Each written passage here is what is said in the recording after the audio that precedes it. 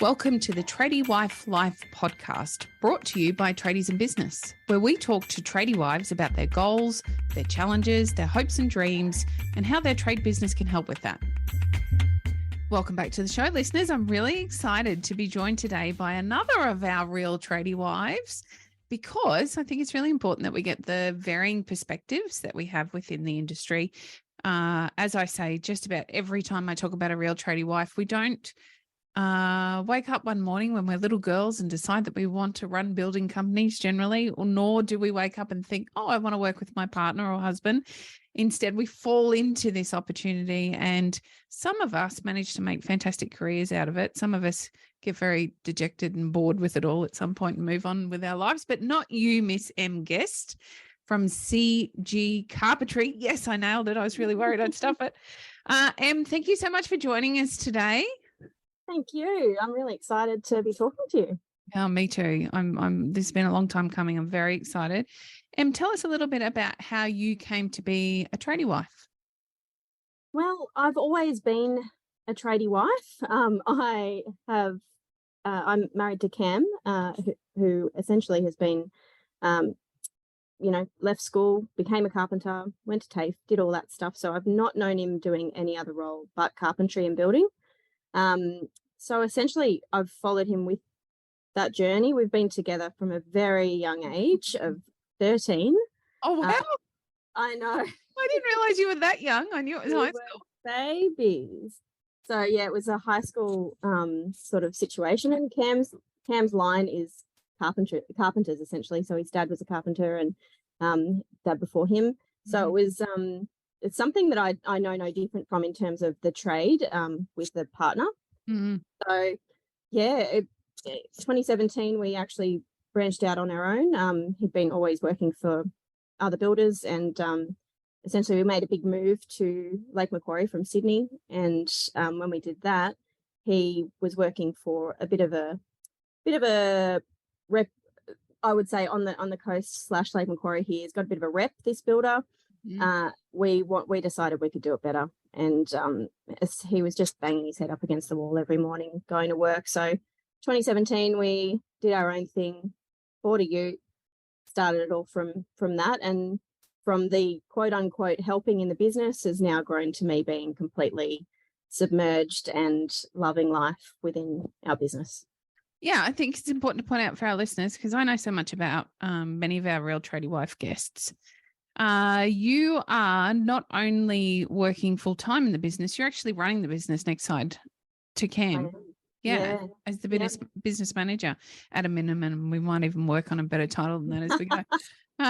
But this isn't what you always did. You were working in the accounting industry before this, and you had purchased a hairdressing salon. That's what you were doing when we first met you, which is, are we coming up to 2 years? Did we decide recently? Are. Yeah. Yep. Almost 2 years ago. Can you tell us a bit about that journey? Because that's interesting all on its own. And I certainly see hairdressing, not to say that you were a hairdresser, you owned the salon. Yep. It's a trade in itself. And so there's a lot of transferable skills in what you've learned as a business owner in that industry that you've been able to bring into your building company. Can you tell us about that part of your career? Yeah, so I suppose, the accounting industry came first. I was always in Sydney. I had quite a few roles that were basically starting in accounts payable, and then essentially got to the I suppose the whole biz of accounting itself, and did a traineeship under an accountant. And I had been going regularly, like all ladies do, to get their hair done to my local, literally 100 meters from my house, hairdresser. And the opportunity came up that business was actually for sale. I had been sitting getting my hair done for so long, thinking how much better this salon could be. The processes, the way things were going in there, it was just a gold mine sitting there waiting to be, I suppose, explored and just really elevated in so many areas that it was actually killing me sometimes getting my hair done down there, because I was like, so I essentially, I love getting my hair done. It's one of my favorite things to do. And with my background at that point, I was only working a couple of days a week for an accountant, and I really wanted to, my youngest was starting school. I really wanted to just transition into something that would make me happy, make me be able to make my own hours as well, and not being of the trade, being able to run the girls and the actual business itself was really, it really elevated me to a space where I could walk away for my kids if I needed to, because we do have a son with some extra needs in terms of surgeries each year. He's got a bone condition. So it was prioritizing his health in a way that didn't detriment our income. Not to the detriment of our income, I should say. So yeah, it was almost, I suppose, I actually have never looked at it like Cam being a tradesman and then the hairdressers being tradesmen. Of course they are. I looked at it as a viable business option for myself at the time, and how I could leverage not physically being within a business to work in it like an employee. So I had probably formed a lot of my management skills around running the salon. And now a lot of them have transferred over into the carpentry side of things and construction. So it taught me a lot. I made a lot of mistakes. I gave in to things and staff and things like that way too easily. And I think it's set me up in a nice space for me now to make sure that we are looked after ourselves as well as our employees, and the way we run our business is, it's all centered around the way all of our mental health is. So that's super important to me, and that has transferred over into the trade business. And I would say that's probably one of our biggest strengths within our business now. We're a very small team, but we're a tight-knit, very solid team, which is really great. Yeah, it is. You guys are doing fantastic things. A question popped up for me as you were talking about making mistakes with staff that I know that you have not repeated in CG Carpentry. That's 2 times I got it right. For the record, everyone that's listening, we're working with another business that was GC Carpentry. Is that right? Or CJ so Carpentry. They were so close. I really struggled. So got them both wrong all the time, much to my shame. I had a really interesting question, or an interesting thought bubble for me, was the differences between working with women and men. And I know with my background in pharmacy, there are a lot of male pharmacists, not very many male pharmacy assistants. So I tended to work with a lot of the males because I was working with the pharmacy owners or the pharmacy managers. Early on, though, when I was still working on the floor as a pharmacy assistant, I was working with all the women, and the way I worked and managed them was actually, interestingly, very different to the way I worked with and managed the men. Yeah. And I wondered if you had found a similar difference between the way you were able to work with each of the sexes, because I think we do a really good job of avoiding these conversations, and yet they're really important, particularly to perhaps a tradie partner or a tradie wife that's listening to the podcast today and wondering, well, I'd really like to jump in and help out, but I don't know where to start. And I'm not really sure about pushing into that male industry. And I think there's a few myths that perhaps between you and I, we can dispel here. So my question is, did you find that there was a difference between working with women and working with men? Yes. Hard differences. So I suppose I do miss the solid group of women around each other, and I had created such a tribe in the salon, and when I say that, it was real girl power tribe, and it was, we just look after each other on every level. I do have a smaller team now than what I did, so how it computes, I suppose, now working with only males, I find that if in particular our employee knows our why, he seems to just run off the back of that. He as long as we sort of bring to every, if there's an issue or something we need to talk about, if we bring the why to it from the beginning, and, the how we can get to that next step all together, and why again as to how he can be elevated himself, I find that really steers him through. Obviously, that's the type of person he is as well, but I do find that obviously I'm having conversations with men like I've never had before within this industry. And I do find obviously it's pretty across the board that the women, that side of things is still not 100% sorted in terms of equality. Where I do find that if I go to a trade event, I'm often the only lady there. And, you know, I've actually got to take myself on site next week with a whole bunch of trades that are all men. I don't have a specific problem with that. I do change the tone of my conversation, I would say. And I would say there's a lot of fun on site. There's a lot of banter. There's a lot of, you know, maybe some non-PC conversations that happen as well, that obviously amongst women, we try and make sure we're covering all those PC items.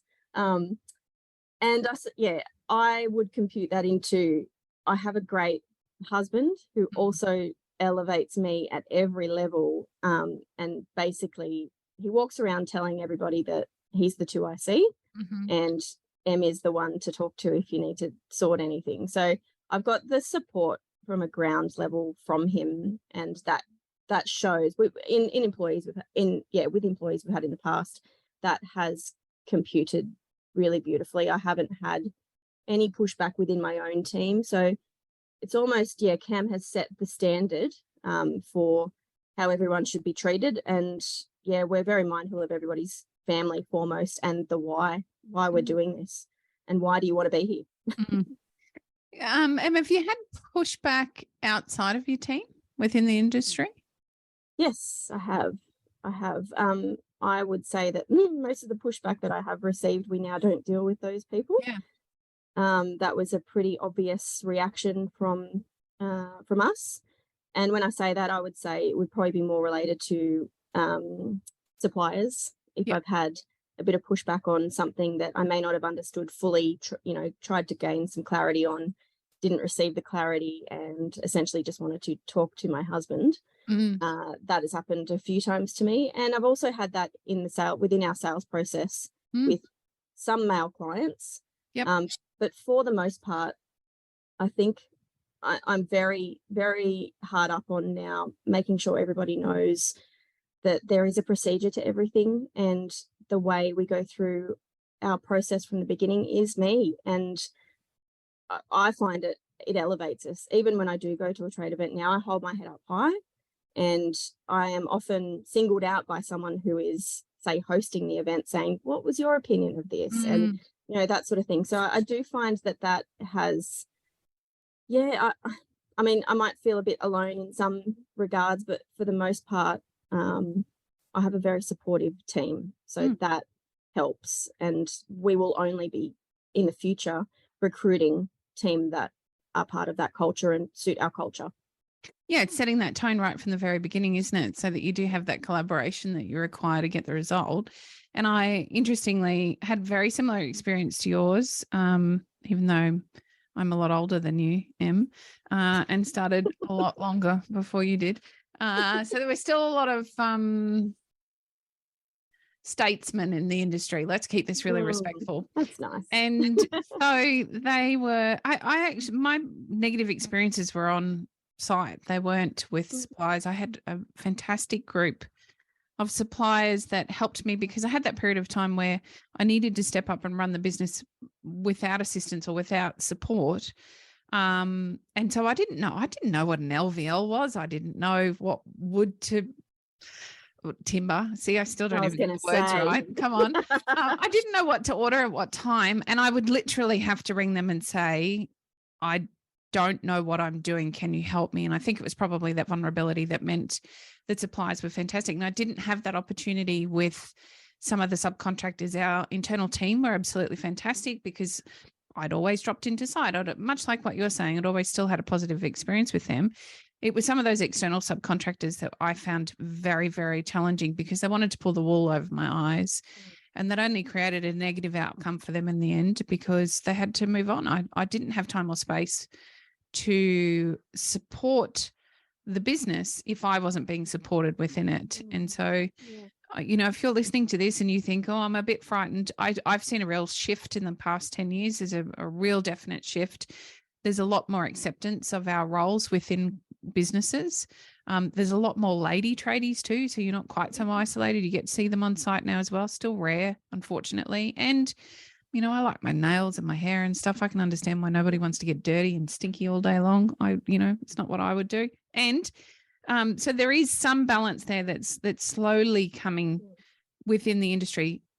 However, I think it's important to note that it can still be tough. There are times when conversations are not necessarily comfortable. And I want to encourage, and you and I, and there's another member of our community that we've had these chats with, where we call that conversation out, where we've built the confidence enough to be able to say, hey, I don't really think this is appropriate to be talking about. Full stop. Not talking about when there's a lady in the room. I just don't think this is an appropriate conversation, end of story. And I feel that takes a bit of time to grow in confidence. However, if you're well supported, you can do that at any time. Wouldn't you agree? Yeah, I would. Yeah, I'm very lucky that not many of those situations have come up where I've felt like I've needed Cam to rescue me. Luckily, I've got a pretty strong constitution, so there is a lot of situations that I just navigate my way through, and thankfully I have some pretty amazing coaches and a community that I can lean on quite heavily if I need, and just some people who really get exactly where I'm from, and women in very, very similar positions to me, regardless of whether it's the same trade. It's a trade related business thing, and I have plenty of people who get me. So I would say the support, as long as you've got support in some way or another, you will get through those times. And it's just like anything, navigating something new. But yeah, it's still a male dominated industry. Our electrician actually has a lovely young female apprentice who he's just put on, and it is a male based team. So, but his wife is in a similar role to me. So right. It's interesting seeing it evolve, as you said, in the last couple of years. And I would love to have a female carpenter. I would absolutely chomp at the bit for a female carpenter. If that's on our, and actually our whole team is on board with anything like that as well. So I would, yeah, it would be definitely part of my, I suppose the more I learn about things as well, I just think, gosh, women we've got this in the palm of our hands. We've got this. And the more uplifting events and things that I go to as well, ladies' luncheons and things related around construction and the trades, the more I feel a part of the community. So there can be isolating times, but then there can be some really rewarding times personally as well within this industry. I absolutely agree. I think one of the complexities, we talk a lot about the invisible load. And again, and I say this every time and I will continue to, this is in no way meant to be dismissive to the load that our men are carrying, running the businesses alongside us. However, this is a podcast for tradie wives and tradie partners. This isn't so much targeted at the men. So I want to acknowledge, when you're a mum, you're a business owner, you were straddling two businesses at one time. You're playing strong roles in both. You've got two kids. One has some health challenges. That means that there are times when you need to dip in and out of working so that you can be that main support within the family. Your husband's working super, super hard. Like, that's a lot to be carrying on a daily. You're also building a house, let me say. There is a lot that you carry. And so many of us do. And I wondered if maybe, and we can explore or talk about what that looks like for you on the day-to-day and what sort of boundaries you've had to work to put in place, but also what sort of support network you've had to draw on to create, I guess, the opportunity for you to do all of those things. Yeah. So I suppose it was about this time last year where I realized that there was no situation where we could carry on doing both, running both businesses. Again, Cam is a wealth of support. I'm very lucky. My mother is as well, who lives very close to me. However, it just got too much. And because I'd had so many shutdowns with the salon in New South Wales over the lockdown, it was financially becoming a bit of a burden as well. I had lost the passion for it as well. So I think I had the support behind me. No one saying, this is silly, you shouldn't have ever bought that business or anything like that. I was very, very lucky that I just had a guiding group of people to help me out of that scenario, not to mention tradies in business when I really needed some guys, is this time for me to step in to Cam's in my business full time? Is this right? Is this right? You have all those doubtful thoughts that creep in and does affect your mental health. We, like I said, periodically have our son in and out of hospital. He, on average, has 2 to 3 surgeries a year on his bone disease. And that is I have to compartmentalize that a lot, because it doesn't, for us, we've learned over the years that it doesn't serve him to be so concerned about it all the time. He is a functioning kid. He just has moments where he's in and out because of surgery and recovery periods, etc. There is moments where I go, oh, why us? We've got this huge load. And I definitely go in and out of that. But I would say it's more now that I only have the one business to focus on, I'm able to pull my day into, okay, I probably compartmentalize as much as I can because I've got such a load. I look back and I sort of think, how the hell did I do? And I just didn't do it well, was probably the only answer for that. I had so many hats that I had to wear. I didn't do it well, but I compartmentalize my day as best I can. And this is still relatively new for me, being full-time in business. But my son, who is challenged and has moments of needing additional help, I have to, obviously that's priority number one. And then from what I've learnt, those emails, those phone calls, that schedule, that chart, that scope of works will always be there tomorrow. And I think I felt like I always had to solve everybody's problems for them before they even came up. So I think that was a load, an invisible load, like you're saying, that, I had this checklist in my head, and that checklist is insurmountable sometimes. So I definitely have to break down, now that I've just got the one role, and then obviously mother, wife, everything else. I do have to break it down and just sort of decide that priority one is my family. And the reason we are in this business is because we can walk away and be with our son whilst he recovers and be there for our daughter. So that is priority number one. And I think major lessons in perspective over the years as well.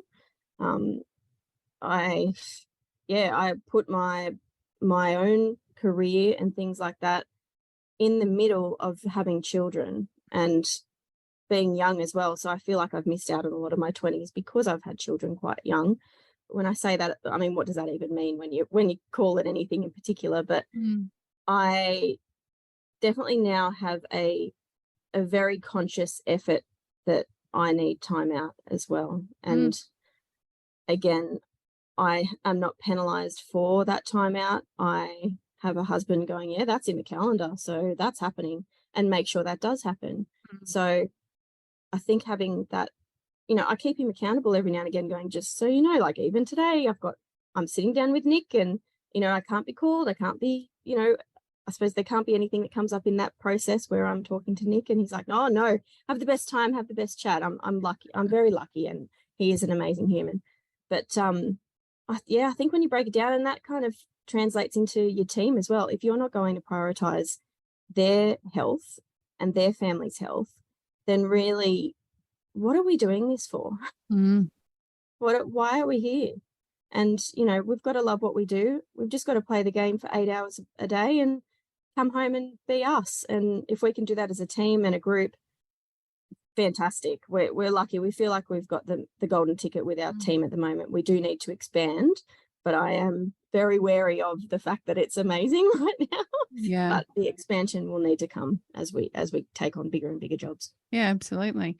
I'm glad we've stumbled into this, Em, because I'm really excited about the plans you and Cam have for this year around your own health and fitness. And it's more than that. I think it's about the connection and the opportunity to have fun individually. So when we work as a couple, it can be really challenging to prioritize fun time again.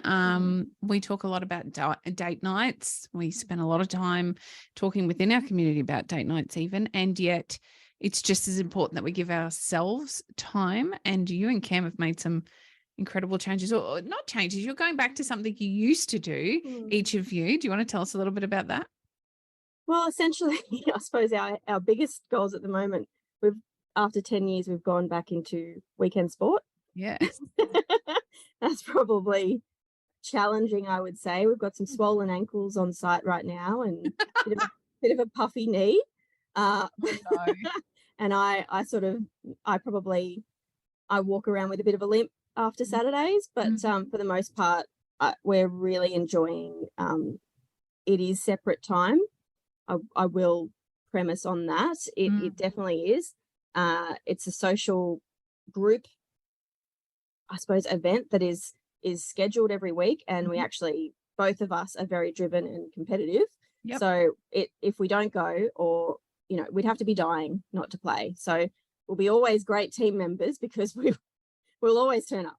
So it's something that the commitment to that took a lot of my headspace to get to, and even just prepping for the season, because it's I've gone back into netball and Cam's gone into soccer, but we, like I said, have always played really competitively at a relatively high level. So going back in at an unfit state was interesting, but to say the least, it's been really enjoyable. And also it's kind of nice to just do something for us. Our kids tag along and just kick a ball or throw a netball or whatever. They're not really interested in doing too many sports this year, and that's fine. That's where you've got to just execute something for yourself. So, and we're lucky. We've always been we've prioritized our marriage and our togetherness before all else. So that doesn't always work perfectly, as most tradie wives would know. But and your personal life issues can run into the same sort of issues as your professional life, because you are working with your partner. But overall, the model that he creates as a man and a husband and a dad is unbelievable, and my kids are very lucky to have him, and so am I. So in that tight knit headspace, we love working together for the most part, and I do frequent site. I'm on site probably at a minimum 2 to 3 times a week, because I feel as though I'm not connected unless I am, and I think that's important. A lot of women think that they shouldn't or can't enter site. Yep. You sure can. And you can go on there and boss lady the hell out of that site. You've got this, and took a very strong boss lady in front of me that I'm talking to get me to that point. But the minute you get there and you've got the right attitude and you've got the right gut feels for everything, then the sky's the limit. Completely. It's just commanding that respect right from the very beginning. Agree. Talking of commanding respect, I want to take you back to something you keep saying. In fact, I think I lost count. I think we're up to about 6 or 7 times you've said how lucky you are. I know you were going to say that. Yeah, Miss M, you are not lucky. You have created all of what you have, including making the right choice for you and Cam. Like, you guys are a rock star couple. You're very solid. You work extremely well together. And that's not by luck. That's by design. Because you create this time where you come together in collaboration, but you also take time to support one another to pursue these individual passions, events, fun, time out with the girls. And that has resulted in wonderful parents, fantastic business owners, and a very connected and loving married couple. And that's not luck. As you know very well, I don't believe in luck, full stop. There is no such thing as luck. It is all by design, and you've designed a beautiful life. And then now that I've schooled you in front of everyone that's listening, I'm going to take you back then to lots of tradie wives when they first start helping out. We start usually by doing something on the books or taking care of social media or one of those things that just feel really elusive to our fellas. We can't see what else we could be doing. And I think you are working really hard to be at the forefront of what's possible for us to do without having trades ourselves. I'd love you to share with our listeners the kind of tasks that make up your role in your business. Yeah, so essentially at the moment it's evolved in the last 6 months quite rapidly. It started with the books and doing the books because of my background, and that being really my only role. Cam was selling everything, if we're going to say that, and selling jobs. I have now morphed it into essentially Cam has very limited time in the day to be going through a sales process. We're focusing on the higher value tasks, and as best we can, we're still working through some processes to get us elevated in that space. But my role has morphed into predominantly sales based for the business. I think I had a lot of imposter syndrome around this because I'm not a carpenter to begin with. Turns out you don't need to be a carpenter to be a salesperson. You just don't need that. You need the trust factor. You need the know-how, of course, but the know-how you can always get. And, you know, if you don't have it in front of you at that point, you can always obtain that information and send it on to a client later, or make that part of your sales process. There's all sorts of different ways you can do this, but essentially I'm the first port of call. I'm the first sales phone call. I do the first site visit and measure up, a rough measure up at this point. And then if a client decides that they want to go any further than that, then that's when Cam comes on board and his technical expertise come into play. So it's a bit of a vetting process through myself. I suppose, being in such social roles in the last couple of years, it's a bit of a weeding out the right person for us as well. We're in a unique position where we can choose. It sounds bizarre, but we can choose a client. We don't have to just take everybody's business. This is our life as well. We don't have to be working for someone who thinks we're going to work for A, nothing, and B, with their rules in mind and their rules only. So I think that's a bit of a myth within this industry as well. I don't have a single iota of trade background, and I can do those two very important trust visits essentially, and trust phone calls and getting to know us phone calls pre even being on site. So I definitely, we're at a point where Cam doesn't get involved until that client has paid a deposit of sorts. Yeah. So it's the process has become that. Yeah. And even to the point where he at the moment is just really loving being on the tools, and there's nothing wrong with that. There's progression plans in place for later on, and as we get a bit older, he's simply loving being a carpenter right now, and that's where I feel like I can support him in that right now. And yeah, there's I can sort of control the process from the beginning, which doesn't often involve him at all. Yeah, it doesn't need to. I think it's a great myth to bust. We don't need to know the technicalities of building a home. We don't need to know how to plumb. We don't need to know how to run wires and be an amazing electrician. I give them a lot of shit, but they're amazing. Very hard task. We don't need to know the ins and outs of that to be able to find the right clients, set the right tone, engage with them well, educate them so they know what to expect, set the expectation, set the standard of communication and how we're going to be treated and how we'll treat them, and therefore create the experience for them. That does not need to be your tradie who is potentially on the tools, and maybe he's not on the tools. Maybe it's just a key area that you as the listener can really contribute to and do well, because we do it differently. And when you think, again, we're talking girl power very much on this podcast, it's important to know that most of the decision makers within a home are the women. They'll do the research. They'll make those initial reach out, fact-finding phone calls, or they'll send those emails.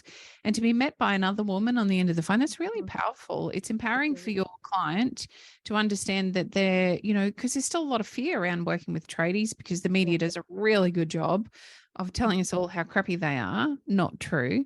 And yet there's still a lot of fear. We don't know if we're going to have the wool pulled over our eyes, or if somebody's going to shark us out of money or do something else that makes us uncomfortable. So to reach out and find another lady on the end of the phone is very empowering for your potential client, and shortcuts that know, like, and trust that we need to have for somebody to want to part with their money and work with you in the first place.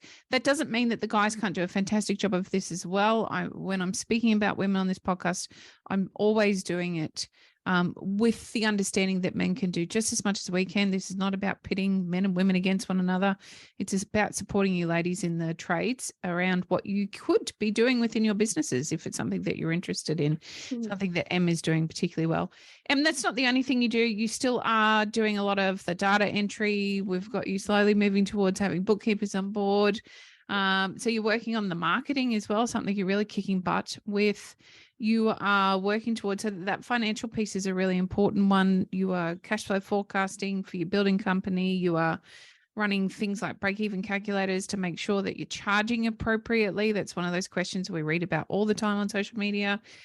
You're working with team development. So it's not just about, the ins and outs of work every day. You're working on developing that team and setting a culture and a standard for everybody, whether they're with you now or coming along, to adhere to. You run all of the communication within your business, both with clients and with team and subcontractors, ordering materials, setting schedules for jobs. Have I touched on everything? I feel like there's still more I'm missing.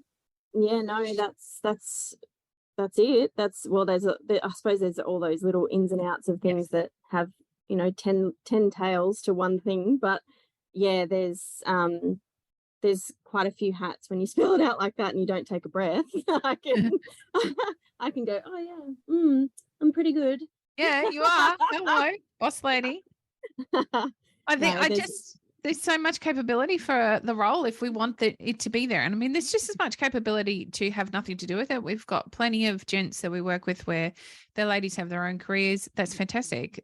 It doesn't matter what it looks like. It's just about making a choice for you and what works for you.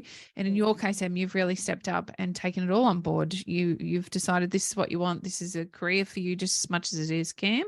You're going to stand beside him. You're going to run this business together, and you're doing an absolutely fantastic job. Thank you. You're welcome. Em, thank you so much for joining us today. I love your story. As I said, you guys are really kicking ass in business. You've worked really hard to make some huge changes over the last couple of years, and it's really paying off. We didn't even get to mention your new caravan and how you get away quite frequently in your van. That's all very exciting too. It is. And that's come about from your hard work and effort, right? I just said lucky again. How dare I? Yeah, and that was something that was put so far down the priority list for us. We wanted this caravan, and we just kept putting it down as, no, we'll get that, when the house is built and all this sort of stuff. But the more you prioritize what's going to actually pull the most benefit out for you, the better it will be. And we had forecast that caravan being probably another year from now, and we managed to grab that last year. So yeah, we do probably need to take a few more steps to make sure we're celebrating those things a little bit more than what we are. But you can get there with proper planning, and head down, bum up doesn't always have to be hard physical work. It's just that working smarter aspect, and you can do this. You don't have to, as a woman in this industry, you don't have to walk around thinking, I can't do those things and I can't make those calls or put that scope together. You sure can, because you know what, you're gonna bugger it up.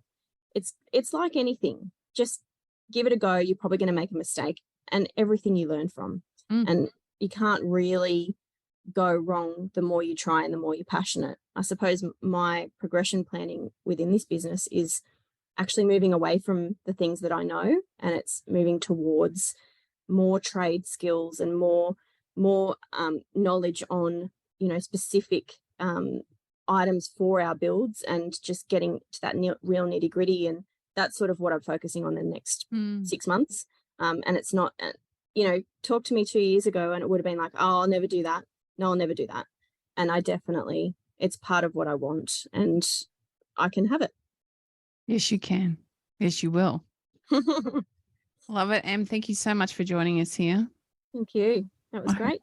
I hope the experience serves as a reminder for you for all the amazing things that you've worked hard to achieve in the last couple of years. Very true.